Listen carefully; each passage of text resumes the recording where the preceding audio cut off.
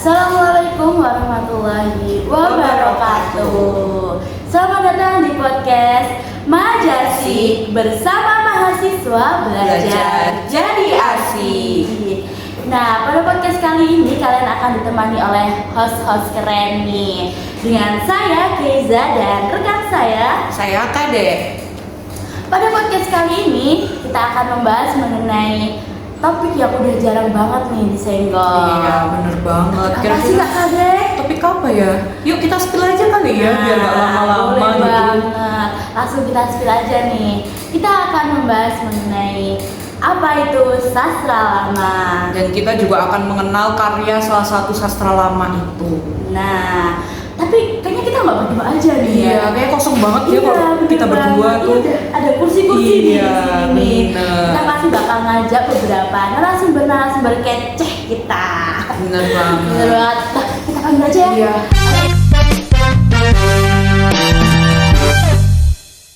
Oke, kita sambut narasumber kece kita.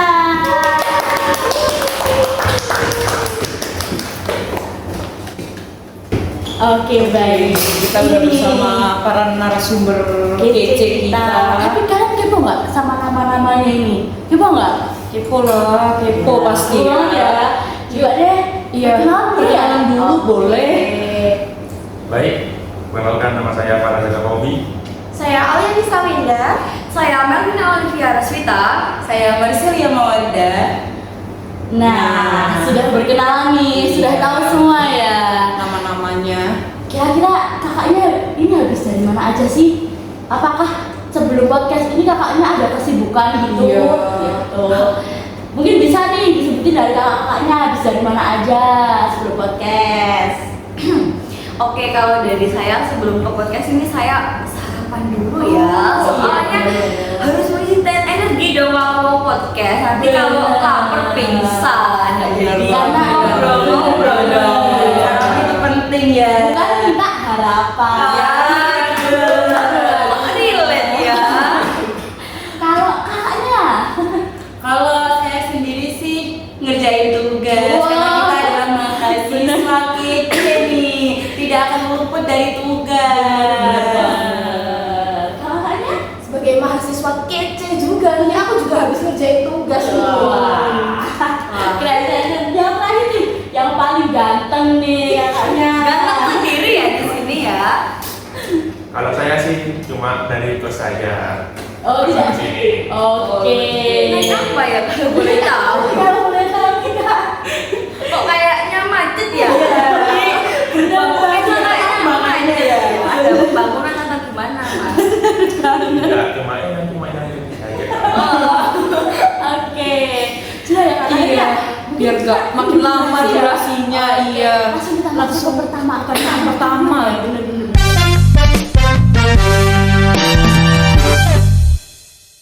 Sebenarnya sastra lama tuh apa sih? Boleh nggak di spill? Wah, banyak bagus itu. Jadi saya ingin jawab ya. Karena sastra lama itu adalah sastra yang sudah ada sebelum pengaruh Barat datang ke Indonesia. Jadi sastra lama ini sudah ada sebelum puisi-puisi dari Jaim Awam. Sastra lama ini juga memiliki bentuk-bentuk teman-teman. Jadi ada gurindam, hakikat, puisi dan syair dan masih banyak lagi. Nah teman-teman, di sini sastra lama juga memiliki ciri-ciri yang sangat unik, di mana para penulis ini tidak dikenal atau bersifat anonim. Wah, ternyata sebelum ada puisi-puisi indahnya Khairil Anwar tuh ada banyak banget jenis sastra ya. Bener banget. Nih aku jadi kepo nih. Aku langsung lanjut ke pertanyaan kedua ya. Boleh banget ya. Oke. Ini aku lanjut ke pertanyaan kedua. Kan tadi Kak Farhan nyebutin nih tentang bentuk-bentuk sastra lama. Aku tuh kepo tuh sama yang namanya gurindam. Oh iya, gurindam. Bisa nggak Kak dijelasin apa sih sebenarnya gurindam itu? Wah, boleh banget dong. Ini topik yang sangat menyenangkan untuk dibahas ya. Jadi, gurindam adalah bentuk dari karya lama yang terdiri dari dua baris di setiap baitnya. Baris pertama berisi tentang sebuah masalah atau pernyataan, Kemudian baris kedua berisi dari sebuah jawaban atau akibat dari baris pertama. Nah, kalau untuk Gurindam sendiri itu berasal dari bahasa India yaitu kirindim yang artinya perumpamaan. Mau disebut nggak nih salah satu contoh dari Gurindam? Boleh banget. Oke, aku kasih satu contoh ya bentuk dari Gurindam. Bunyinya kurang lebih seperti ini. Barang siapa mengenal yang salah, itulah orang yang bijaksana. Gurindam itu sering digunakan untuk orang-orang sebagai sarana mereka memberikan nasihat, petuah hidup, serta pesan moral. Jadi karena itu tuh mereka tuh tertarik karena Gurindam kan kayak banyak jenisnya ya, Iya, dan kita juga bisa mengaplikasikannya dalam kehidupan sehari-hari kita gitu. Wah, berarti Gurindam ini keren banget sebenarnya. Iya, bener Tapi banget. anehnya kok nggak ada ya di era modern kayak kita gini nggak Iya, ada. kenapa ya? Padahal cocok banget loh buat kita Gen Z yang butuh-butuh petuah nasihat itu Iya, cocok bener banget. Benar. Masih penasaran nih tentang Gurindam. Kira-kira tokoh siapakah yang paling terkenal karya Gurindamnya?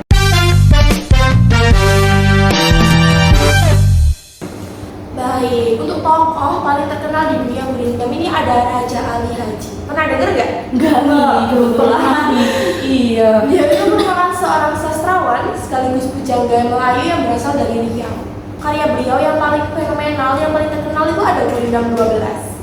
Gurindam 12 ditulis pada tahun 1847. 150 tahun yang lalu. Lama banget ya, lama banget.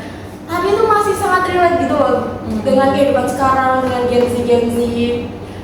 Yang Gurindam 12 itu berisi mengenai tentang nasihat-nasihat kehidupan, tentang bagaimana cara berperilaku sebagai seorang pemimpin, cara berpikir, dan masih banyak lagi.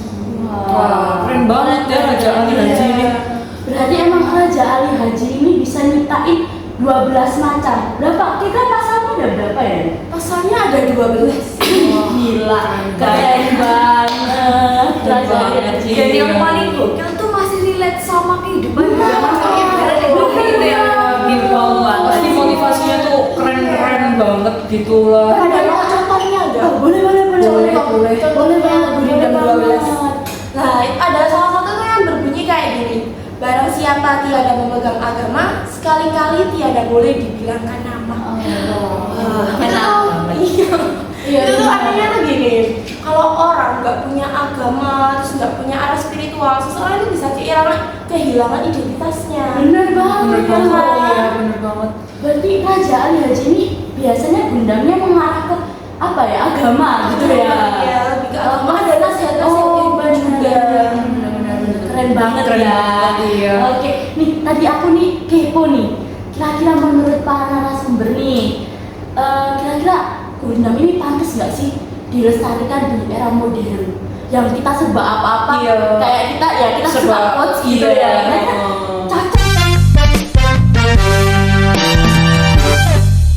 nggak sih Gurindam ini? Oke, kalau menurut saya ini sangat penting dan sangat disarankan ya. Karena untuk kita para Gen Z nih ya, di era digital ini kita pastinya tidak asing dengan quotes, tweet, sampai dengan caption.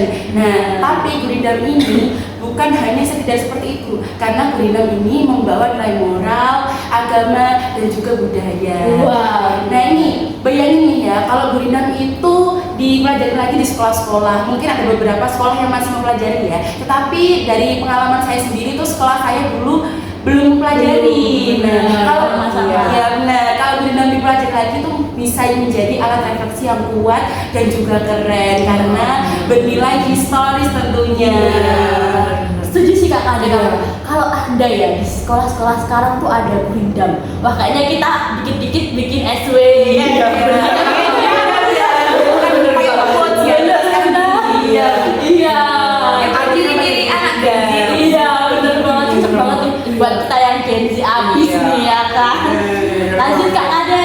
Boleh nggak sih dikasih tips buat tulis Gurindam? Karena kan buat Gen Z kayak kita ini Kepo pengen ya? kan, Kita ingin kepo. tulis juga gitu. Boleh banget dong Kak Kadek. Mungkin untuk yang pertama itu kalian bisa memilih tema ya. Ini bisa kalian praktikan pada para pendengar, bisa dipraktikan, bisa dicontohkan ya. Yang pertama itu kalian bisa memilih tema. Ini misalnya aja nih, saya mau milih tema jujur. Nah, yang baris pertama itu seperti yang dijelaskan tadi ya. Baris pertama itu berisi dengan sebab berupa nasihat, dan baris kedua itu akibat dari sebab baris pertama. Contohnya ini biar kalian lebih mudah memahaminya. Aku kasih contoh ya. Yang pertama itu bila suka berbohong itu sebab untuk baris pertama, dan akibatnya itu percaya orang padamu pun akan kosong. Mudah bukan? Mudah banget ya ternyata. Nggak sesusah yang saya pikir ternyata ya. Keren banget narasumber kita ini. Benar-benar keren banget, kita dapat ilmu banyak banget ya dari Kak Kadek ya.